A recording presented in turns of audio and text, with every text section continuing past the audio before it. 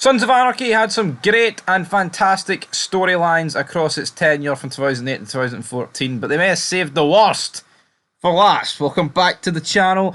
It's a simple poll. It's a simple answer. Well, judging by the results, it is. We asked the question, was the pastor's family arc the worst in Sons of Anarchy history? 148 votes later, and we got our answer. Second spot was no. I said comment yours, 15%, and guess what? What are you going to guess? There was no comments. So, the people, what I'm guessing what happened here is, they voted no, then thought about it and went, actually, you know what? They're bang on the money. This is the worst. I think it's hands down the worst. 85% are saying it was the worst. I agree with that 85%. It was another reason why I think it is the worst, because it takes up a large portion. I say a large portion. It takes up almost all. Well, not quite all, but almost all of Season 7. And it's the final season. You know, it's like the conclusion of the entire show. And it is being wasted on, let's just be honest, two horrible characters that offered nothing. I think there was enough beef between Jax, the club, August Marks, obviously before him, Damon Pope. There was enough stuff going on. Also with Jury and the Triads, the Chinese getting blamed for killing Tara. Jax trying to sabotage the Chinese. Did I mention Jury? You did, right? Jax bringing him down. Jax, trying to get revenge, going off the war path with Tara dying. Obviously, we had a new cop in town, Jari or whatnot. There was enough going on, in my opinion, to not have this. And I get it, maybe they implemented this so that August Marks would have a weakness of some sort. I think they could have done a hell of a lot. I don't think this was necessary. And for me, it is the worst arc now. Something was needed, right, obviously, to get leverage on Marks. I respect that.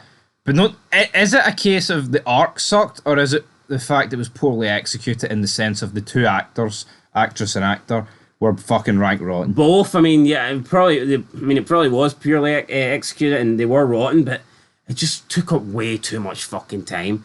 I mean, people will say, oh no, there was other bad arcs, but probably the bad arcs maybe maybe only took up 3 or 4 episodes. Yep.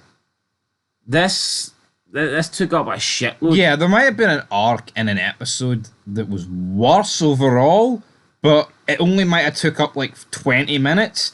I mean, this began in episode 1 of this season when the Sons and the Bastards broke into the projects and killed the pastor and the people he was banging. So that obviously started it, and I guess the end really is episode 10. We can look to the series finale and say, well, when Jax puts a bullet in August Marks, that's the end. But for me, the end is when Quintez and actually, wait, Quinn and Montes. So when they're teaming team up, it's Quintez. Quintez, that's it. That's it.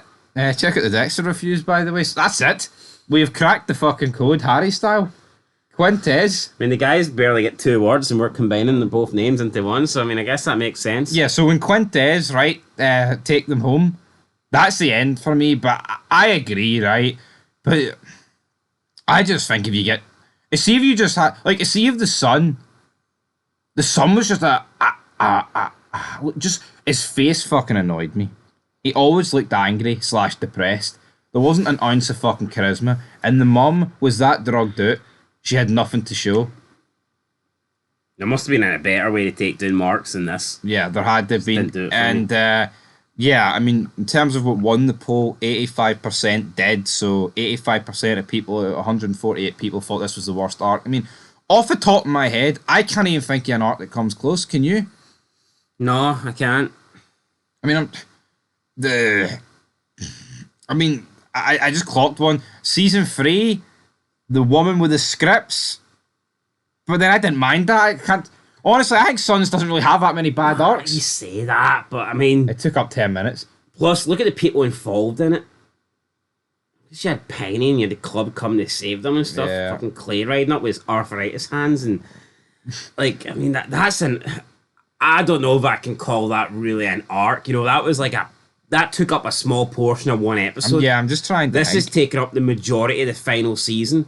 An arc, I think's more like Abel being stolen and taken to Belfast. And a lot of people didn't like that. You know, a lot of people did not like that. But you cannot sit here and say the Belfast story arc was worse than this. I mean, it just wasn't. No.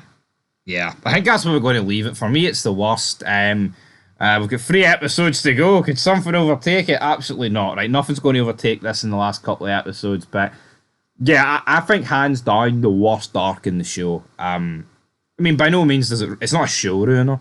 I wouldn't even go as far as saying it's a season ruiner, but it's a Susan. It's a season dampener. I'll go as far as saying that. Yeah, it is. It's one of those arcs that's going to hold down season 7. For me, I think the arc and the story is that bad that it could be taking like a point off every episode for me. Yeah.